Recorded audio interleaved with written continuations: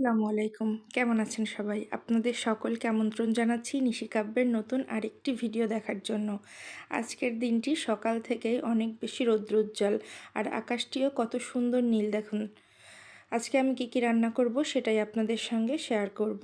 প্রথমেই আমি ডিম রান্না করব কাঁচা পেঁপে দিয়ে, আর এর জন্য আমি 2টি ডিম সিদ্ধ করে খোসা ছাড়িয়ে তেলে লাল লাল করে ভেজে নেব।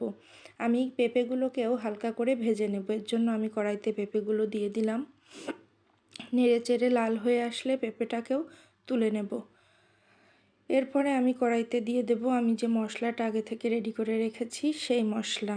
আর আমি আসলে যেহেতু রেসিপি ভিডিও দিচ্ছি না, এই জন্য আমি কোনো কিছু উল্লেখ করে দিলাম না। সাধারণ রান্নাতে যে মশলাগুলো ব্যবহার করা হয় সেগুলোই আমি পরিমাণ মতো এখানে দিয়েছি।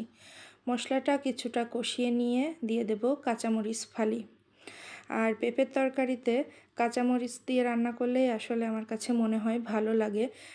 শুকনা মরিচ আমি এখানে খুবই সামান্য পরিমাণ দিয়েছি শুধু রং আসার জন্য।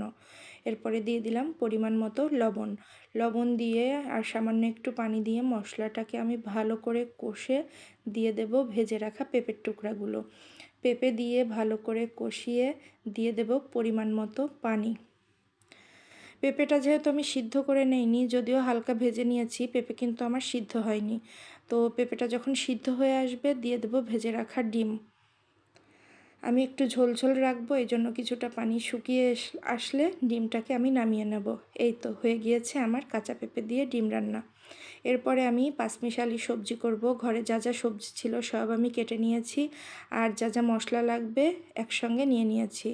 এরপরে কড়াইতে দিয়ে দিলাম পরিমাণ মতো তেল। তেল গরম হওয়ার পরে দিয়ে দিলাম পাঁচফোড়ন, তেজপাতা, শুকনো মরিচ। একটু নেড়ে চেড়ে ভেজে নিয়ে দিয়ে দেব পরিমাণ মতো আস্ত জিরা। জিরাটা ভাজা হয়ে গেলে দিয়ে দেব আগে থেকে যে সবজিগুলা কেটে রেখেছি সেগুলা। সবজিগুলো আমি আগে থেকেই সুন্দর করে কেটে ধুয়ে রেখে দিয়েছি। আসলে আমার ঘরে যা যা সবজি ছিল আমি সব দিয়েছি, এখানে কোনো কিছুই বাদ দিইনি।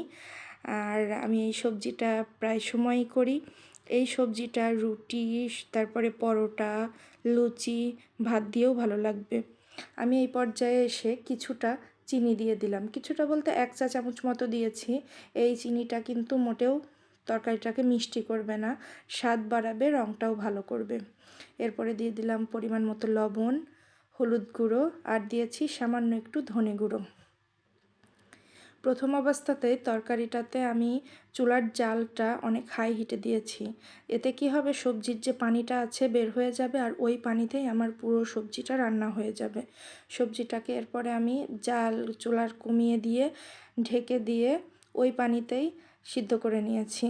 দেখুন আমি কিন্তু কোনো এক্সট্রা পানি অ্যাড করিনি। সবজি কিন্তু প্রায় সিদ্ধ হয়ে এসেছে এবং হয়ে গিয়েছে। এই তো আমার সবজি একদম রেডি, এখন শুধু খাওয়ার দেরি।